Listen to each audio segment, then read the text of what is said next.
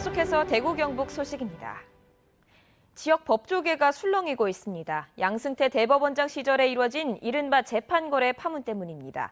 잇따라 긴급회의가 열리고 있고 엄정 수사와 재발 방지를 촉구하고 있습니다. 윤태호 기자가 보도합니다. 대구지방법원의 한 부장판사가 법원 내부망에 글을 올렸습니다. 양승태 대법원장 시절 특정 재판을 협상수단으로 삼아 청와대와 거래를 시도한 이른바 재판거래를 비판한 내용입니다.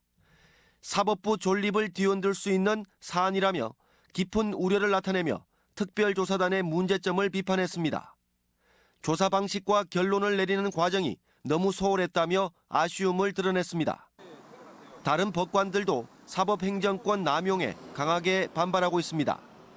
단독 재판부 판사들이 긴급회의를 열고 사법부의 일원으로서 책임을 통감한다며 엄정 수사를 촉구하는 결의안을 채택했습니다.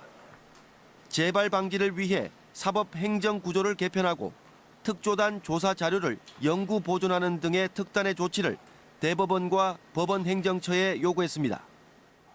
회의를 열고 입장을 밝히고 하는 것이 그만큼 사태를 심각하게 보고 있다는 거라고 이해가 되고요. 그러니까 그만큼 지금 커다란 위기에 처해 있다라고 봐야 되겠죠, 사법부가. 단독 판사들에 이어 이번 주 목요일에는 부장 판사들이, 금요일에는 배석 판사들이 회의를 열고 재판 거래에 대한 엄정 수사를 촉구할 예정입니다. 상대적으로 보수 성향이 짙은 대구 법원에서도 재판 거래 파문과 관련해 관련자들을 구속해야 한다는 강경한 목소리가 나오고 있습니다. 이달 11일로 예정된 전국 법관 대표 회의를 앞두고 어떻게 의견을 정리할지 주목됩니다. MBC 뉴스 윤태호입니다. 태양광과 풍력 등 신재생 에너지단지 조성을 두고 곳곳에서 마찰이 일고 있습니다. 사업이 추진되는 지역은 대부분 주민이 적고 외진 곳인데 주민들은 토사 유출과 환경 훼손을 우려하고 있습니다. 보도에 김철승 기자입니다. 울산시와 경계인 경주시 내남면 해발 500여 미터의 산골 마을이 대규모 태양광 발전 단지 조성이 재추진되자 시끄럽습니다. 사업주가 마을과 가까운 뒷산에 축구장 10,000개 면적인 20여만 제곱미터의 전기사업 허가를 신청했기 때문입니다. 지난 2016년과 지난해 주민 반발로 무산되었는데도 다시 신청한 것입니다. 주민들은 태양광 대단지가 들어서면 산사태가 우려되고 양봉 등 생업터전은 무너질 수밖에 없다고 주장합니다. 특산물이나 무슨 청정 농산물을 더 이상 지울 수 없는 그런 상태로 바뀌어버릴 것이고 이 동네는 한마디로 망할 수밖에. 사업장 인근 10개 마을 주민들은 경주시를 찾아 사업자만 배불리는 사업이 허가돼선 안 된다고 강조했습니다. 경주시는 허가권은 경상북도에 있다고 밝혔습니다. 이 태양광 발전 사업은 도의 허가사항입니다. 주민들의 반대 의견이 충분히 반영될 수 있도록 우리 시의 의견을 제출하도록 하겠습니다. 포항시와 경계인 산골마을, 경상북도로부터 허가를 받은 사업주가 본격 개발 행위에 앞서 문화재 지표 조사를 위해 나무를 베자 주민들이 반발하고 있습니다. 주민 동의가 없었고 5만여 제곱미터를 훼손하면 토사가 유출될 수밖에 없다고 우려합니다. 태양광 시설을 한다고 산에는 소나무 군락지를 완전히 훼손시키고 비워낸다는 것은 도저히 우리 이 마을 주민으로서는 용납할 수 없습니다. 경주시 외동읍 치술령에도 풍력 발전을 두고 주민들과 사업주가 갈등을 빚고 있습니다.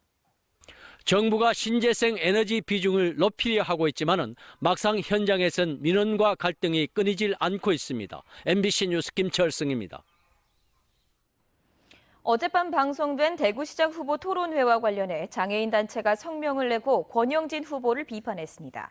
4.20 장애인 차별철폐 대구투쟁연대는 장애인 자립정책이 국고 보조 사업임에도 권 후보가 이를 의도적으로 무시한 채 큰 비용이 드는 것처럼 토론을 이끈 것은 장애인 복지를 포기한 것이라고 밝혔습니다. 권영진 후보는 토론회에서 장애인과 권리보장 협약을 하지 않은 이유를 상대방 후보가 묻자 사업비 503억 원이 드는 큰 사업을 무턱대고 받아들이는 상대 두 후보는 무책임하다고 응답했습니다. 6.13 지방선거 대구 경북 지역 투표소가 1,590여 곳으로 확정됐습니다. 대구 경북 선관위에 따르면 대구 지역 투표소는 627곳, 경북 지역 투표소는 967곳으로 지난해 19대 대선 때보다 각각 10곳이 늘었고 110여 곳의 위치가 바뀌었습니다. 투표소는 각 가정으로 발송된 투표 안내문이나 선관위 홈페이지, 모바일 선거 정보 앱으로 확인할 수 있습니다. 오늘 오후 1시 반쯤 영천시 작산동의 한 새마을금고 분소에 마스크와 모자를 쓴 남성이 흉기를 들고 들어가 남녀 직원 2명을 위협해 현금 2천만 원을 빼앗아 달아났습니다. 키 172cm 정도의 범인은 흉기로 여직원을 위협하며 남자 직원에게 돈을 자루에 담아 건네라고 요구한 것으로 알려졌습니다. 경찰 관계자는 범인이 달아나자 직원들이 경찰에 신고했다면서 주변 CCTV 분석을 통해 범인의 도주 경로 등을 파악하고 있다고 밝혔습니다.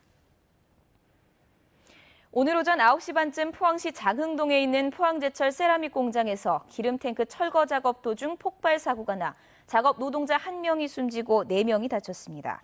소방당국은 5만 리터 크기의 빈 기름탱크를 해체하는 과정에서 불꽃이 튀어 기름탱크 내부의 유증기가 폭발한 것으로 보고 정확한 사고 경위를 조사하고 있습니다. 대구시 교육청은 대구 월배중학교 재학생 509명 가운데 186명이 고열과 설사, 구토 증세를 보여 오늘 하루 임시 휴교하고 소독과 방역을 했다고 밝혔습니다. 증세를 호소한 일부 학생을 상대로 조사한 결과 학생 3명에게 리노바이러스와 감기바이러스 등이 검출됐습니다.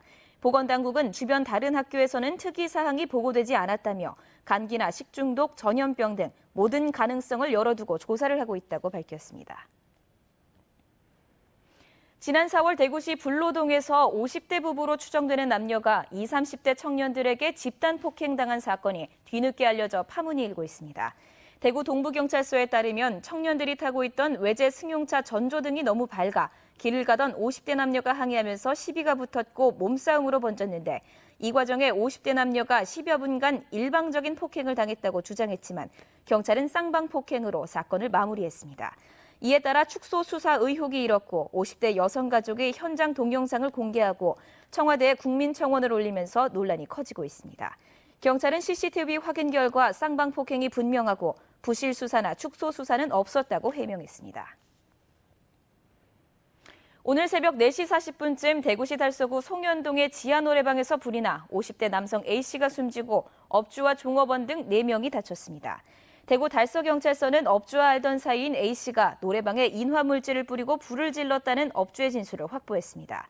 경찰은 A씨가 불로 숨지면서 조사가 불가능해 업주에게서 불이 난 상황을 조사하고 있습니다. 대구 경북 소식이었습니다. 고맙습니다.